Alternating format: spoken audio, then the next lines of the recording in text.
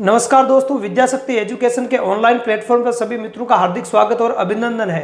दोस्तों, हम पढ़ रहे हैं भोजन के घटकों के बारे में, है ना। भोजन के घटक और भोजन के जो स्रोत हैं वो कौन कौन से होते हैं, इनके बारे में हम पढ़ रहे हैं। और इससे जो पहले की जो क्लास है उसमें हमने इनके बारे में संक्षेप में जानकारी प्राप्त की कि भाई भोजन के स्रोत कौन कौन से होते हैं और भोजन के घटक है वो कौन कौन से होते हैं। ठीक है, तो भोजन के प्रमुख घटकों को मैंने वह आपके बताया था। ठीक है, एक तो होता है आपके कार्बोहाइड्रेट, इसके अलावा एक होती है वसा, प्रोटीन, विटामिन, जल, खनिज लवण और खाद्य रेशे, या जिनको अपन कहते हैं रेफेज, है ना, रुक्षांश या रेफेज बोलते हैं। तो ये भोजन के 7 घटक होते हैं। कितने घटक होते हैं? 7 घटक होते हैं। इनके बारे में संक्षेप में आपको इससे पहले वाली क्लास में मैंने आपको जानकारी दी थी।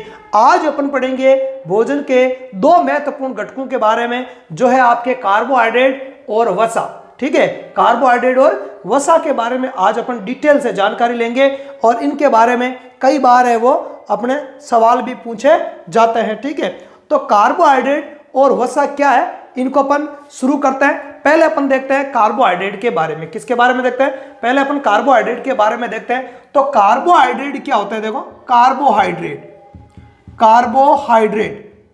तो कार्बोहाइड्रेट भोजन के ऐसे घटक या अवयव है जो हमें शीघ्र ऊर्जा प्रदान करते हैं। क्या करता है? हमें शीघ्र ऊर्जा प्रदान करते हैं। ध्यान रखना, यह शीघ्र ऊर्जा प्रदान करता है।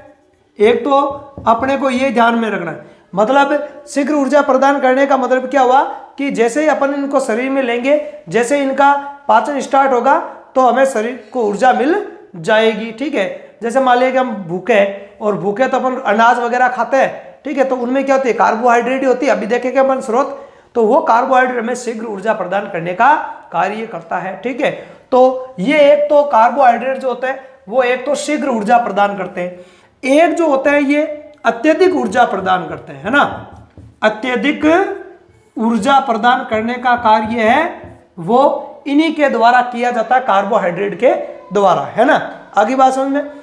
इसके अतिरिक्त और हम देखें कार्बोहाइड्रेटों के बारे में, तो ये जो कार्बोहाइड्रेट है, यदि आप 1 ग्राम, कितना? 1 ग्राम आप कार्बोहाइड्रेट लेते हो, 1 ग्राम कार्बोहाइड्रेट, तो 1 ग्राम कार्बोहाइड्रेट की अपन बात करें तो 1 ग्राम कार्बोहाइड्रेट में आपके लगभग 4 किलो कैलोरी ऊर्जा होती है। ध्यान रखना, ये सवाल कई बार आया हुआ है। किलो कैलोरी ऊर्जा है वो पाई जाती है। 1 ग्राम कार्बोहाइड्रेट में कितनी ऊर्जा पाई जाती है? 4 किलो कैलोरी ऊर्जा वो पाई जाती है। और शीघ्र ऊर्जा प्रदान करने वाले कौन होते हैं? कार्बोहाइड्रेट होते हैं। अत्यधिक ऊर्जा प्रदान भी कार्बोहाइड्रेट के द्वारा की जाती है। हालांकि प्रति इकाई की बात करें तो फिर वो वसा से ज्यादा ऊर्जा मिलेगी, है ना। उसको मैं वसा वाले में बताऊंगा आपको। ठीक है, तो अत्यधिक ऊर्जा प्रदान करने का कार्य करते हैं। जैसे मैं कार्बोहाइड्रेट के नॉर्मल आपको उदाहरण दूं तो जैसे आपने देखा होगा सेल्यूलोज वगैरह है सेल्यूलोज भी एक कार्बोहाइड्रेट है। ध्यान रखना, जटिल कार्बोहाइड्रेट है। हम पेड़ पौधों की पत्तियां, हम पेड़ पौधों के फल वगैरह, सब्जियां या पत्तियां, जैसे पालक वगैरह, इनको खाते हैं, है ना। या फूल गोभी है तो पत्ता गोभी में पत्तियां होती है, तो इनको अपन खाते हैं। तो इन पादपों के सब भागों में क्या होता है? सेल्यूलोज होता है, क्योंकि कोशिका भित्ति सेल्यूलोज से बनी होती है। ठीक है, इसके अलावा जैसे शर्कराएं हैं, है ना, शर्करा है, स्टार्च है, स्टार्च को क्या बोलता है? मंड भी बोला जाता है। तो ये सब कार्बोहाइड्रेट ही है। ये सब क्या है? ये सब कार्बोहाइड्रेट ही होता है, अलग नहीं है। कार्बोहाइड्रेट एक ग्रुप है। यौगिकों का क्या होता है? कार्बोहाइड्रेट एक ग्रुप होता है। तो ये सब अपने कार्बोहाइड्रेट ही होते हैं। ठीक है, तो इनसे अत्यधिक ऊर्जा मिलती है, शीघ्र ऊर्जा मिलती है, और 1 ग्राम कार्बोहाइड्रेट में 4 किलो कैलोरी ऊर्जा वो पाई जाती है। इसके अतिरिक्त यदि अपन बात करें तो ग्लूकोज का नाम आपने सुना होगा। किसका? ग्लूकोज के बारे में आपने सुना होगा। तो ग्लूकोज जो होता है तुरंत ऊर्जा प्रदान करने का कार्य करता है ना। तुरंत ऊर्जा प्रदान करने में, तुरंत हाथों हाथ तुरंत ऊर्जा प्रदान करने का कार्य किसका होता है? ग्लूकोज का होता है, ऊर्जा प्रदान। तो तुरंत ऊर्जा प्रदान है वो किसके द्वारा की जाती है? ग्लूकोज के द्वारा की जाती है। ध्यान रखना, ये सब आंकड़े इंपॉर्टेंट है। किसी न किसी एग्जाम में ये सारे आंकड़े आए हुए हैं। तो तुरंत ऊर्जा प्रदान करने में किसका इस्तेमाल होता है? ग्लूकोज का। इसलिए जो खिलाड़ी वगैरह होता है ना, खिलाड़ी है ना, खिलाड़ी जो पीते तो उसमें ग्लूकोज की मात्रा रखी जाती है ताकि जल्दी से एनर्जी मिल जाए। इसके अलावा केला भी आपको जल्दी एनर्जी प्रदान करता है, इसलिए ज्यादातर खिलाड़ियों को देखा होगा आपने, है ना, वो केला ज्यादा खाते हैं, है ना, खेलते टाइम, है ना, क्योंकि केला सुपाच्य होता है, जल्दी से उसका पाचन हो जाता है, ठीक है, और जल्दी से ऊर्जा प्रदान करता है। इसके अतिरिक्त जो भी वो पीते हैं, पानी वगैरह पीते हैं, तो उसमें ग्लूकोज मिली हुई होती है। क्या होती है? उसमें ग्लूकोज मिली हुई होती है। तो तुरंत ऊर्जा प्रदान करने का कार्य ग्लूकोज के द्वारा किया जाता है। किसके द्वारा? ग्लूकोज के द्वारा किया जाता है, ठीक है। ये ध्यान रखना, ये भी ध्यान रखना, 1 ग्राम कार्बोहाइड्रेट में लगभग 4 है ना, 4.2 होता है, वैसे 4.2 किलो कैलोरी है, पर लगभग है, तो आपको ये आंकड़ा याद रखना है। 4 किलो कैलोरी ऊर्जा प्रदान करता है, अत्यधिक ऊर्जा प्रदान करता है, और शीघ्र ऊर्जा प्रदान करने का कार्य इनके द्वारा किया जाता है। इसके अतिरिक्त कार्बोहाइड्रेट के बारे में यदि अपन देखें कि भाई किस प्रकार के भोजन में कार्बोहाइड्रेट पाए जाते हैं, तो उसके लिए अपने को क्या करना पड़ता है? एक परीक्षण करना पड़ता है, जिसको अपन बोलते हैं मंड परीक्षण भी कह सकते हैं, या उसको आयोडीन परीक्षण कहते हैं। क्या कहते हैं? कार्बोहाइड्रेटों के लिए जो परीक्षण है ना, इनकी जांच के लिए जो परीक्षण किया जाता है, उस परीक्षण का नाम क्या है? उस परीक्षण का नाम है आपके आयोडीन परीक्षण। क्या नाम है उसका? उस परीक्षण का नाम है आयोडीन परीक्षण। तो भोजन में कार्बोहाइड्रेट है या नहीं है, इसका परीक्षण करने के लिए कौन सा परीक्षण किया जाता है? जांच करने के लिए वो किया जाता है आपके आयोडीन परीक्षण। कौन सा परीक्षण किया जाता है? आयोडीन परीक्षण किया जाता है। और आयोडीन परीक्षण करने पर यदि खाद्य पदार्थ में कार्बोहाइड्रेट है, यदि उसमें क्या है, यदि कार्बोहाइड्रेट उपस्थित है, यदि कार्बोहाइड्रेट उपस्थित है, तो उसका जो रंग है वो कैसा हो जाएगा? नीला काला रंग हो जाएगा। किस प्रकार का रंग हो जाएगा? नीला काला रंग हो जाएगा। कैसा? नीला काला रंग हो जाएगा। ध्यान रखना है, कैसा रंग हो जाएगा? नीला काला रंग हो जाएगा। तो ये ध्यान रखना है कि पहली बात तो कार्बोहाइड्रेट का परीक्षण का नाम क्या है? कार्बोहाइड्रेट के परीक्षण का नाम है आयोडीन परीक्षण। कार्बोहाइड्रेट का परीक्षण हम क्यों करते हैं? भोजन में कार्बोहाइड्रेट है या नहीं है, इसकी जांच के लिए हम आयोडीन परीक्षण करते हैं। आगे बात समझ में। अब ये आयोडीन परीक्षण कैसे करते हैं, इसका प्रोसेस लंबा है, इतना अपने को देखना भी नहीं है वैसे भी, ठीक है। इस परीक्षण करने पर यदि कार्बोहाइड्रेट उपस्थित है उस खाद्य सामग्री में, उस भोजन में यदि कार्बोहाइड्रेट उपस्थित है, तो उस खाद्य सामग्री का रंग कैसा हो जाएगा? नीला काला हो जाएगा। या आयोडीन उससे क्रिया करके कौन सा रंग प्रदान करेगा?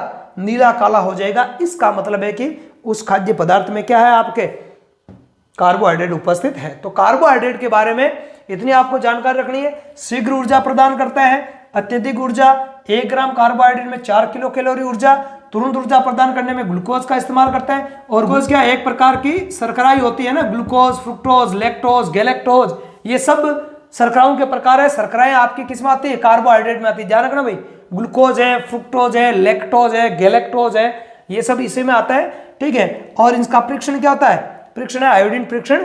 यदि कार्बोहाइड्रेट उपस्थित है तो रंग कैसा हो जाएगा? नीला काला हो जाएगा। आगे बात समझ में। अब कार्बोहाइड्रेट के कुछ प्रमुख स्रोतों की अपन बात कर लेते हैं, ठीक है। तो यहां पर आपको एक डायग्राम दिया गया है, ठीक है। तो इस डायग्राम के अंदर हमें कार्बोहाइड्रेट वो किन किन से प्राप्त होता है उसके बारे में बताया गया है, ठीक है। तो इनमें से अपन देखें तो जैसे अपन है, एक तो है शकरकंद। क्या हो गया? शकरकंद कार्बोहाइड्रेट का स्रोत होता है। इसके अलावा आपके आलू हो जाएगा। क्या हो जाएगा? आलू हो जाएगा। इसके अतिरिक्त बात करें तो गन्ना है, ठीक है। गन्ने के बाद में पपीता दिया हुआ है, ठीक है। तरबूज, आम, मक्का, बाजरा, चावल, ठीक है। तो ये सब जो है, गेहूं है, ये सब जो है वो कार्बोहाइड्रेट के स्रोत है। किसके स्रोत है? कार्बोहाइड्रेट के स्रोत है। इन सब से हमें कार्बोहाइड्रेट प्राप्त होती है। तो ये जो कार्बोहाइड्रेट के जो स्रोत होते हैं, इनको 2 भागों में बांटते हैं, है ना। कार्बोहाइड्रेट के जो स्रोत होते हैं, इनको कितने भागों में बांटते हैं? 2 भागों में बांटते हैं। कितने भागों में? 2 भागों में। कार्बोहाइड्रेट के जो ये स्रोत है, उनको कितने भागों में बांटा जाता है? 2 भागों में, ठीक है। एक तो होता है इनमें आपके स्टार्च युक्त, है ना। मैंने अभी बताया आपको, स्टार्च है, शर्कराएं हैं, ठीक है, पॉलीसेक्राइड, मोनोसेक्राइड, ठीक है, ओलिगोसैकेराइड, ये सब कार्बोहाइड्रेट होते हैं, पर आपके इतने नहीं आते हैं, ठीक है, इनको ज़्यादा याद करने की जरूरत नहीं है। मैं आपको वैसे भी फ्रेश नोट दूंगा, है ना, बिल्कुल सेपरेट और पर्सनल नोट दे रहा हूँ, उनका आप स्क्रीनशॉट ले सकते हो, उनसे बाहर आपके बिल्कुल नहीं जाएगा, इनके बाहर आपके जाने की सोचो ही मत आप, ठीक है। ठीक है, कोई जितने भी अपन सिलेबस पढ़ेंगे तो उसमें से कोई 1, 2, 3% आ जाए आउट ऑफ मेरे बताए हुए में से, तो उसकी तो मैं गारंटी लेता नहीं, 100% तो मैं भी नहीं कह सकता हूं, क्योंकि पेपर मैं तो बनाऊंगा नहीं, है ना, अपने पास में सच्चाई है ना, बाकी वालों की तरह अपन दावा नहीं करते हैं ना। हाँ, अनुमानित है कि भाई जो पढ़ाऊंगा उसमें से आपके लगभग सारे सवाल पढ़ जाएंगे, ठीक है, 2-4 सवालों को छोड़ दे तो, ठीक है, क्योंकि कर्मचारी चयन बोर्ड है वो इसका आपके पेपर लेगा, तो आप उसके पेपरों के बारे में आप जानते ही हो, ठीक है। तो कार्बोहाइड्रेट के जो स्रोत है इनको अपन 2 भागों में बांटते हैं। इनको कितने भागों में बांटते हैं? एक तो होते हैं इनके अंदर आपके स्टार्च युक्त और एक होता है शर्करा युक्त। एक तो किस प्रकार के होते हैं? स्टार्च युक्त, जिनमें स्टार्च पाया जाता है ना, स्टार्च या जिसको अपन मंड बोलते हैं, स्टार्च युक्त, और एक हो जाते हैं आपके कौन से? शर्करा युक्त। कौन से? शर्करा युक्त, जिनसे शर्कराएं मिलती है, ग्लूकोज है ना, इस प्रकार की शर्कराएं, ग्लूकोज, फ्रुक्टोज, शर्करा युक्त, ठीक है। तो ये कौन कौन से हैं इनके बारे में अपन देखते हैं, ठीक है। तो स्टार्च या मंड युक्त कार्बोहाइड्रेटों की बात करें, है ना, मंड या स्टार्च क्या है? एक प्रकार का कार्बोहाइड्रेट ही, और शर्करा भी क्या है? एक प्रकार के कार्बोहाइड्रेट ही होती है। तो स्टार्च या मंड युक्त कार्बोहाइड्रेटों की अपन बात करें तो इन कार्बोहाइड्रेटों में आपके जैसे बात करें रोटी है, चावल है, अनाज है ना, बात करें तो इनमें जैसे कि रोटी है, चावल है, अनाज, आलू, इसके अलावा मक्का, बाजरा, गेहूं, केला, ठीक है, शकरकंद आदि। तो ये सब जो है वो आपके स्टार्च युक्त कार्बोहाइड्रेट के स्रोत है।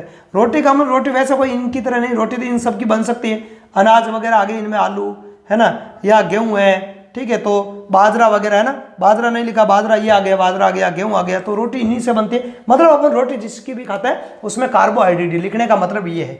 आगे बात सुन, अब अपन शर्करा युक्त स्रोतों की बात करें। किसकी बात करें? शर्करा युक्त स्रोतों की बात करें तो इनमें आपके जैसे उदाहरणों की बात करें, जैसे गुड़ है गुड़, चीनी, ठीक है, गन्ने में क्या होती है? शर्करा होती है। इसके अलावा खजूर, जिनके बीजों को अपन खाते हैं, इसके अलावा मुनका,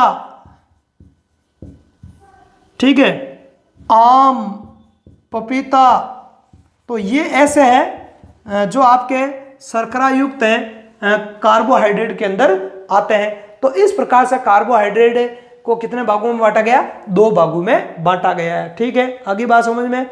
अब अपन पहले इसका जितना भी हमने पढ़ा है तो उसका अपन एक नोट्स लिख देते हैं ताकि आप उसका स्क्रीनशॉट ले सको। तो अब अपन देखते हैं कार्बोहाइड्रेट की प्रमुख विशेषताएं। इसका आप एक बार स्क्रीनशॉट लेना चाहो तो स्क्रीनशॉट ले सकते हो, ठीक है, ओके। तो अब अपन आगे देखो कार्बोहाइड्रेट की प्रमुख विशेषताएं कौन कौन सी होती हैं। तो देखते हैं अपन, देखो ये भोजन के ऐसे घटक हैं जो अत्यधिक एवं शीघ्र ऊर्जा प्रदान करते हैं, ठीक है, अत्यधिक और शीघ्र ऊर्जा प्रदान करने का कार्य करते हैं। इसके अतिरिक्त तुरंत ऊर्जा प्रदान करने में ग्लूकोज का, किसका उपयोग करते हैं? ग्लूकोज का उपयोग करते हैं, जो कि एक प्रकार का क्या होता है? कार्बोहाइड्रेट ही होता है, तो उसका उपयोग है वो किया जाता है। इसके बाद देखो अगला पॉइंट क्या है? अगला पॉइंट है 1 ग्राम कार्बोहाइड्रेट से लगभग 4 किलो कैलोरी। कितने? ये सवाल इंपॉर्टेंट है, ध्यान रखना, ये सवाल इंपॉर्टेंट है, कई बार आता है। तो 1 ग्राम कार्बोहाइड्रेट से लगभग 4 किलो कैलोरी ऊर्जा वो प्राप्त होती है। इसके अलावा देखें आगे तो देखो आयोडीन परीक्षण करने पर, कौन सा परीक्षण?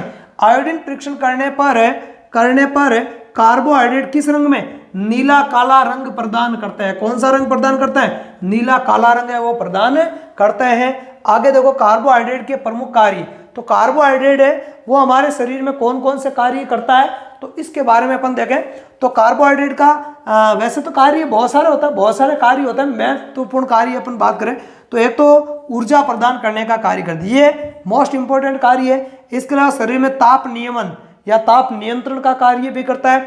इसके अलावा ये हमारे शरीर के ऊतकों को, अंगों को एवं कोशिकाओं को कार्यक्षम, है ना, लगातार कार्य करती रहे वो, तो कार्यक्षम बनाए रखने का कार्य करता है। तो ये है कार्बोहाइड्रेट, कार्बोहाइड्रेट के स्रोत, विशेषताएं और इसका परीक्षण वगैरह। अब अपन आगे देखें कार्बोहाइड्रेट को कितने भागों में बांटा गया है, तो उसको भी अपन देख लेते हैं एक बार। तो कार्बोहाइड्रेट के स्रोत कौन कौन से, 2 प्रकार के स्रोत है। एक बार आप इसका स्क्रीनशॉट लेना चाहो तो ले लो, ठीक है। तो देखो एक तो है आपके स्टार्च युक्त, एक तो कौन से स्टार्च युक्त और एक शर्करा युक्त। तो स्टार्च युक्त कौन कौन से प्रमुख लिखे मैंने, होते तो बहुत सारे हैं, जैसे रोटी है, चावल, आलू, अनाज, अरबी, केला, बाजरा, गेहूं, मक्का, शकरकंद, ये सब स्टार्च युक्त होता है। आगे बात सुन। और शर्करा युक्त में बात करें तो गुड़ है, चीनी है, खजूर है, मुनका, पपीता, आम, ये है आपके शर्करा युक्त कार्बोहाइड्रेट के स्रोत होते हैं। आगे बात सुन। तो ये थे अपने कार्बोहाइड्रेट के बारे में पूरी जानकारी। अब अपन देखते हैं वसा के बारे में जानकारी लेते हैं। तो वसा के बारे में देखते हैं। देखो वसा क्या होती है, वसा इसको अपन लिपिड भी बोलते हैं। क्या बोलते हैं? लिपिड भी बोला जाता है। तो वसा या लिपिड क्या है, इसके बारे में अपन देखते हैं। देखो तो वसा की यदि अपन बात करें तो जो वसाएं जो होती हैं वो संचित ऊर्जा का कार्य करती है। किसका कार्य करती है? ये हमारे शरीर में संचित ऊर्जा का कार्य करती है। किसका कार्य करती है? संचित ऊर्जा का कार्य करती है। हमारी बॉडी के अंदर ये संग्रहित रहती है पहले से ही, और जब आवश्यकता होती है वसा की तो उस वसा के द्वारा ग्लूकोज बना लिया जाता है और फिर अन्य आवश्यकताओं की पूर्ति या ऊर्जा की आवश्यकता की पूर्ति वो कर ली जाती है। तो इसलिए वसाओं को जो है संचित ऊर्जा कहा जाता है। क्या कहा जाता है? वसाओं को संचित ऊर्जा कहा जाता है।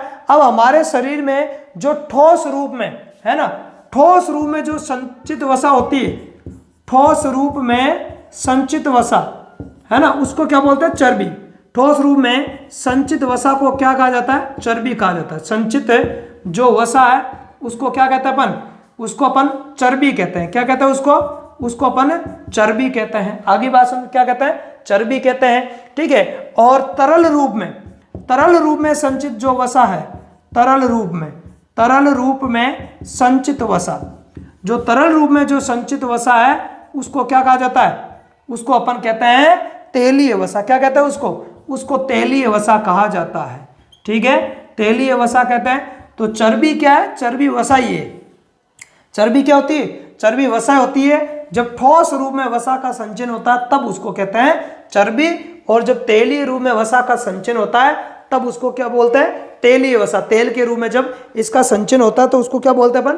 तेलीय वसा के नाम से जानते हैं। आगे बात सुन। तो ये जो वसा होती है ये अपने शरीर में संचित ऊर्जा होती है। संचित ऊर्जा होती है मतलब ये ऊर्जा के केंद्र होते हैं। क्या होता है? ये ऊर्जा के केंद्र होते हैं। क्या होता है? ऊर्जा के केंद्र होते हैं, ध्यान रखना है। तो ऊर्जा के केंद्र किसको कहा गया है ये भी आपको ध्यान में रखना है। तो ऊर्जा के केंद्र किसको कहते हैं? वसा को कहते हैं। संचित ऊर्जा का काम कौन करती है? वसा करती है, ठीक है। ठोस रूप में संचित वसा जो है उसको क्या बोलते हैं? चर्बी। और तरल रूप में संचित जो वसा है उसको बोलते हैं तेलीय वसा। उसको क्या बोलते हैं? तेलीय वसा उसको अपन कहते हैं। अब अपन बात करें कुछ, देखो इसके कुछ रोचक तथ्यों की बात करूं तो आपने जंक फूड का आपने नाम सुना होगा, है ना। पिज्जा, बर्गर वगैरह जो ऐसे जो खाद्य पदार्थ होते हैं इनमें वसाएं होती है। इनमें क्या होती है? वसाएं होती है। तो ये जो जंक फूड होते हैं ये अधिक मात्रा में इनमें वसा होती है, ठीक है। और इनके सेवन से फिर मोटापा बढ़ता है ना। जंक फूड है ना, पिज्जा, बर्गर वगैरह, तो इनमें वसा अधिक होती है। वसा क्या होती है? वसा अधिक होती है। जंक फूड में वसा क्या होती है? अधिक होती है। इसलिए इनके अधिक सेवन से यदि व्यक्ति इस प्रकार के खाद्य पदार्थ है वो ज्यादा खाता है, वसा युक्त है या जंक फूड विशेष तौर से, तो फिर उसके शरीर में चर्बी छा जाती है और मोटापा बढ़ता है। क्या बढ़ता है? मोटापा, है ना। मोटापे की बीमारी हो जाती है। किसकी बीमारी हो जाती है? मोटापे की बीमारी हो जाती है। और मोटापे से फिर आपको पता है कि बहुत सारी अन्य बीमारियां वो उत्पन्न हो सकती है, हार्ट अटैक है, इस प्रकार की बीमारियां वो मोटापे के कारण ही होती है। तो मोटापा इसकी वजह से बढ़ जाता है जंक फूड खाने से। कौन से फूड? जंक फूड खाने से, क्योंकि जंक फूड में वसा होती है अधिक और उसकी वजह से क्या बढ़ता है? मोटापा बढ़ता है। क्या बढ़ता है? मोटापा है वो बढ़ता है। आगे बात सुन। अब एक और उदाहरण, एक और लेटेस्ट, एक और रोचक उदाहरण दूं मैं आपको। तो वो रोचक उदाहरण क्या है? ऊंट का नाम हम सब जानते हैं, ऊंट रेगिस्तान का जहाज है। ये जो ऊंट होता है, ये ऊंट कई दिनों तक बिना पानी पिए रह सकता है। ये अपन सब जानते हैं, छोटी क्लासों में हमने पढ़ा है कि ऊंट है, ऊंट को रेगिस्तान का जहाज कहते हैं। क्यों कहते हैं? क्योंकि एक तो इसके पैर गद्दीदार होते हैं। इसके पैर कैसे होते हैं? नीचे से चौड़े होते हैं, गद्दीदार कम नीचे से चौड़े होते हैं, ठीक है। इसकी वजह से वो रेत में बालू मिट्टी में आसानी से चल पाता है। उसका कारण है दाब का। जब दाब आएगा तो मैं वापस बताऊंगा, है ना, पृष्ठीय क्षेत्रफल और दाब की बात करेंगे अपन। इसके अलावा आपको पता होगा कि ऊंट है वो कई दिनों तक बिना पानी पिए रह सकता है। ये आपने पढ़ा है। इसका साइंटिफिक रीजन कम ही लोग जानते होंगे, उसका रीजन मैं बताऊं। ऊंट है वो कई दिनों तक बिना पानी पिए रह सकता है, इसलिए उसको रेगिस्तान का जहाज कहा जाता है। क्यों कहा जाता है? ऊंट के अंदर होता है कुबड़। ऊंट में क्या होता है? कुबड़ होता है, कुबड़। और इस कुबड़ के अंदर आपके संचित वसा होती है। क्या होती है? संचित वसा होती है। क्या होती है? संचित वसा होती है। संचित वसा के कारण, ये जब संचित वसा होती है तो ये क्या करती है कि जब शरीर में पानी की कमी होती है तो इस शर्करा का क्या किया जाता है, इस वसा का क्या किया जाता है? जल अपघटन किया जाता है। क्या किया जाता है? जल अपघटन किया जाता है। जल अपघटन के कारण इस अभिक्रिया में जल बनता है और उसकी कोशिकाओं को जल की आपूर्ति हो जाती है या होती रहती है ना। इस संचित वसा का क्या होता रहता है? जल अपघटन होता रहता है, जिसकी वजह से जल का निर्माण होता है और जल की आपूर्ति शरीर में धीरे धीरे होती रहती है और ऊंट को प्यास लगती ही नहीं, महसूस ही नहीं होती है ना। तो ये ऊंट का बिना पानी पिए रहने का कारण किसके कारण? कुबड़ में स्थित संचित वसा। कुबड़ में स्थित संचित वसा इसका कारण होती है। अब अपन वसा के कार्य की यदि अपन बात करें तो वसाओं के कार्य कौन कौन से होते हैं उनको अपन देखते हैं। देखो, एक तो जो वसा इसके देखो कार्य अपन देखें, इसके कार्य, वसा के कार्य कौन कौन से हो जाएंगे। तो एक तो वसा के कार्य की यदि अपन बात करें तो एक तो ये क्या करती है, वसाएं जो होती है वो हमारी त्वचा के नीचे जमा होती जाती है। वसा जो होती है वो हमारी चमड़ी के नीचे, त्वचा के नीचे जमा होती जाती है और व्यक्ति को सुडौल बनाती है। क्या बनाती है? व्यक्ति को सुडौल बनाती है, हष्ट-पुष्ट कह दो आप। क्या बनाती है? हष्ट-पुष्ट बनाती है। यदि किसी व्यक्ति में त्वचा के नीचे वसा नहीं है तो सीधी हड्डियां ही दिखती है ना। बाहर से दुबले पतले रहते हैं, हड्डियों को आप बाहर से काउंट कर सकते हो। और एक त्वचा, हड्डियों के ऊपर वसा रहेगी, फिर आ जाएगी चमड़ी, तो व्यक्ति है वो सुडौल रहता है, हष्ट-पुष्ट दिखाई देता है। तो एक तो ये शरीर को सुडौल बनाने का कार्य करती है। एक कार्य तो वसा का क्या हो गया? शरीर को सुडौल बनाना। इसके अतिरिक्त जब सुडौल बनेगी तो आंतरिक अंग है वो सुरक्षित भी रहेंगे। वसा है वो आंतरिक अंगों की क्या करेगी? सुरक्षा। एक तो मोटा तगड़ा आदमी है जिसमें वसा ज्यादा है तो उसका आप मारो मुक्का, उसको महसूस नहीं होगा। क्यों? क्योंकि वसा का जो स्तर है वो अंगों को सुडौल सुरक्षा करता है। क्या करता है? सुरक्षा करने का कार्य करता है। उनके अंगों को इतनी चोट नहीं लगेगी। और यदि एक वसा नहीं है तो यदि कहीं से भी थोड़ी बहुत चोट लग गई तो हड्डियां वगैरह फ्रैक्चर हो जाएगी, है ना, स्क्रैच आ जाएंगी हड्डियों में। क्यों? क्योंकि वसा नहीं है तो आंतरिक अंगों को सुरक्षा वो कम मिल पाती है। तो वसा है वो आंतरिक अंगों को सुरक्षा प्रदान करने का कार्य करती है। तो ये हो गया इसका दूसरा कार्य। ठीक है, दूसरा कार्य क्या हो गया? सुरक्षा प्रदान करना आंतरिक अंगों का। अभी मैं नोट्स में लिखाऊंगा पूरा क्लियर, ठीक है। तो सुरक्षा प्रदान करने का कार्य हो गया एक इसका। इसके अतिरिक्त वसा के कार्यों की अपन बात करें तो वसा मांसपेशियों को शक्ति प्रदान करती है ना। मांसपेशियों को, है ना, मांसपेशियों को क्या प्रदान करती है? शक्ति प्रदान करती है। मांसपेशियों को शक्ति प्रदान करने का कार्य वो किसके द्वारा किया जाता है? वसा के द्वारा किया जाता है। तो ये कुछ वसा के इंपॉर्टेंट कार्य है। अब अपन बात करते हैं जो वसा है वो किससे हमें प्राप्त होती है। तो वसा के प्राप्ति के स्रोत कौन कौन से हैं उनकी अपन चर्चा करते हैं। तो वसा की प्राप्ति के स्रोत होते हैं दो। कितने होते हैं? दो। एक तो वसा हमें जंतुओं से प्राप्त होती है और एक हमें वसा पादपों से भी प्राप्त होती है। मतलब पादपों के भी बहुत सारे ऐसे उत्पाद होते हैं जिनसे हमें वसा मिलती है। तेल वगैरह जो होता है ना, हाँ, तिल वगैरह है, सूरजमुखी है, तो इनसे हमें वसा प्राप्त होती है। इसके अतिरिक्त अपन बात करें तो जंतुओं से भी हमें वसा प्राप्त होती है। तो वसा के स्रोत हो गए वो हमारे दो प्रकार के हो गए।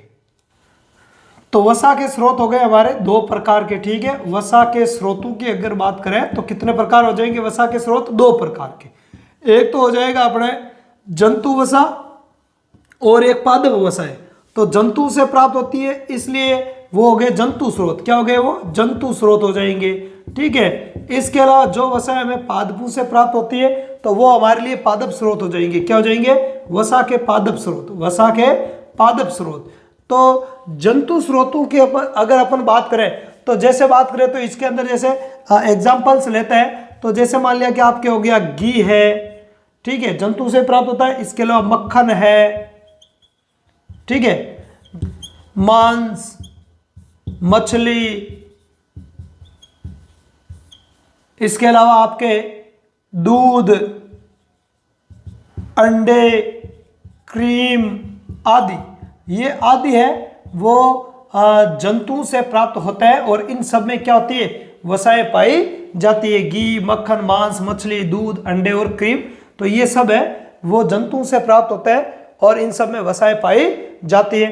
अब अपन बात करें पादप स्रोत, तो पादप स्रोत की अपन बात करें तो जैसे मूंगफली है, सूरजमुखी है, इनका तेल निकलता है, सूरजमुखी, सूरजमुखी है, तिल है ना, तिल्लू से तेल निकलता है तो वो तिल है, ठीक है।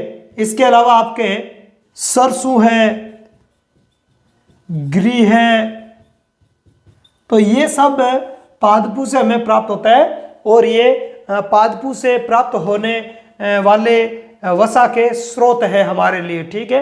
तो ये थी वसा के बारे में पूरी जानकारी।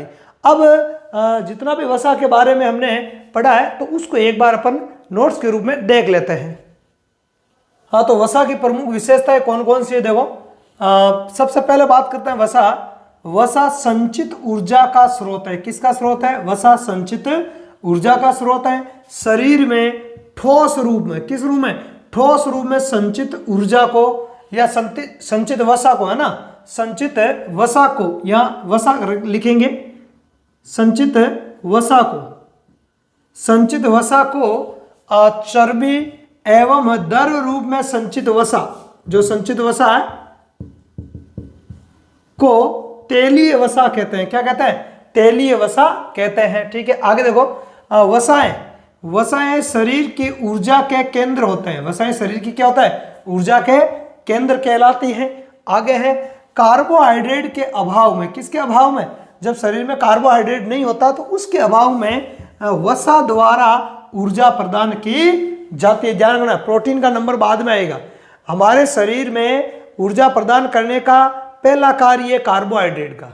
जब तक कार्बोहाइड्रेट है तब तक वसा को संचित करके रखा जाएगा और जब तक वसा है तब तक प्रोटीन को संचित करके रखा जाएगा। तो कार्बोहाइड्रेट को वसा का या वसा की सुरक्षा करने वाला कहा जाता है और वसा को प्रोटीन की सुरक्षा करने वाला या प्रोटीन को बचाने वाला कहा जाता है। क्योंकि जब तक कार्बोहाइड्रेट है तब तक वसा का उपभोग नहीं होगा और जब तक वसा है तब तक प्रोटीन का उपभोग नहीं होगा। इसलिए क्या कह रहा है कि कार्बोहाइड्रेट के अभाव में, जब कार्बोहाइड्रेट नहीं होगा तब वसा का नंबर आएगा ऊर्जा प्रदान करने में। तो वसा द्वारा ऊर्जा प्रदान की जाती है। जंक फूड की बात करें जो कि मार्केट में मॉडर्न टाइम में ज्यादा ही बढ़ता जा रहा है ना, और जिसकी डिमांड भी क्या है? ज्यादा है ना, विशेष तौर से युवाओं में।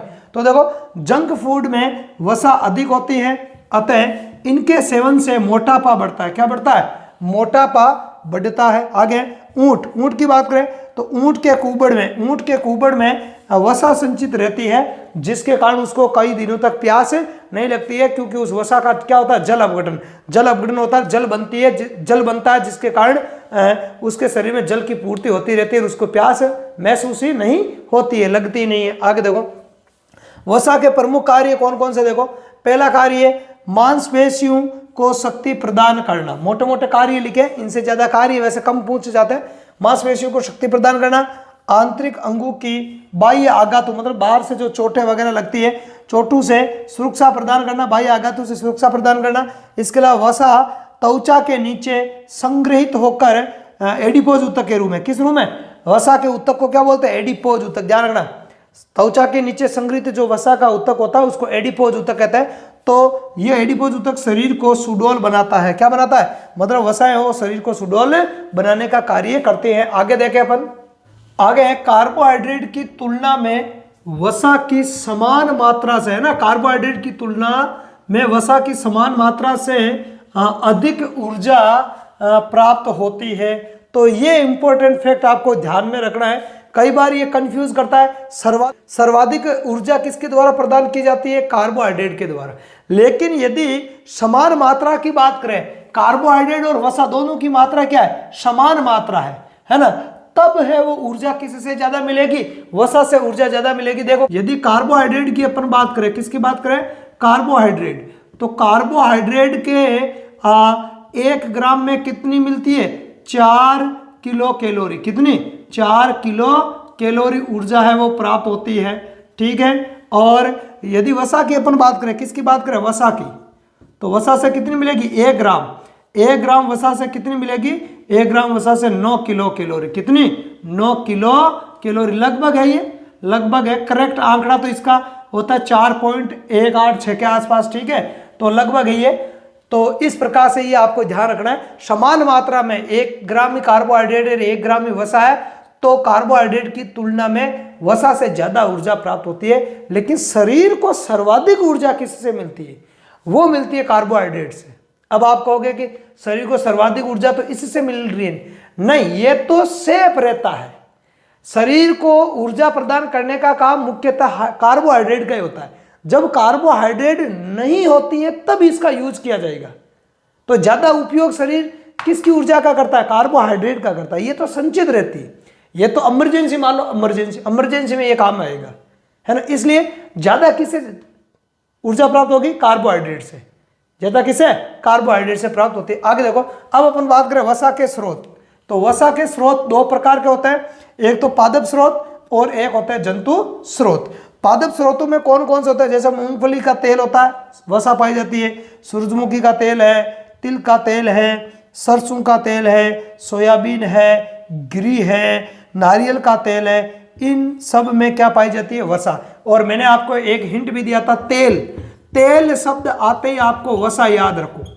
ये देखो कुछ मैं ट्रिक बता रहा हूं, कुछ ट्रिक आपको मैं बता रहा हूं यहां पर। यदि तेल आ जाए, जिन जिन से तेल मिलती है सर्वाधिक वसा होगी उनमें।